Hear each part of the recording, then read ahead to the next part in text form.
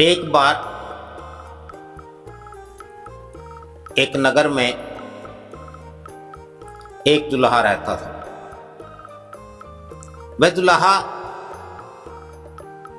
बहुत ही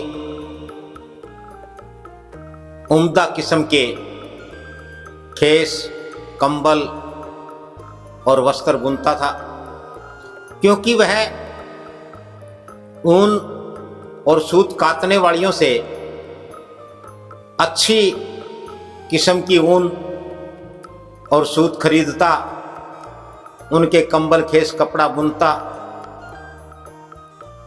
और बेचता था। वह सदैव ध्यान मगन रहता, भक्ति में, ध्यान में लीन रहता और परमात्मा में रत रहते हुए वह अपने खेस, कंबल, वस्त्र बुनता था। इस प्रकार से उसके वस्त्र अन्य सभी जुलाहों से अच्छे गुणों वाले, साफ सुथरे होते थे और अच्छे दामों पर बिकते थे। और इस प्रकार से वह अपना गुजर बसर करता, अपनी शुद्ध कमाई में से, अपनी नेक कमाई में से उसके घर पर जो साधु संत महात्माओं का, सज्जन व्यक्तियों का आना जाना होता, उसमें उन सब की भी वह आओ भगत करता था। एक बार नगर का एक सेठ उससे 2 कंबल खरीद कर ले गया और सेठ उस दुल्हे से कहने लगा कि भगत जी 2-4 दिन बाद आप आकर के पैसे ले जाना, और वह कंबल लेकर के चला गया। वह जो सेठ था वह दिखावे का धर्मी था, तिलक लगाता, मुंह पर राम राम रखता और यूं दिखता था कि बड़ा ही धर्म कर्म वाला है। असल में वह बड़ा ही छलिया, कपटी, धूर्त, लालची और स्वार्थी किस्म का व्यक्ति था। 4 दिन बाद जैसे ही दुल्हा भगत उस सेठ के यहाँ पैसे लेने के लिए गया तो सेठ कहने लगा कि भगत जी मेरे यहाँ आग लग गई और सारे कंबल, खेस, सारे कपड़े जल गए, इसलिए मैं तुम्हें पैसे क्यों दूं।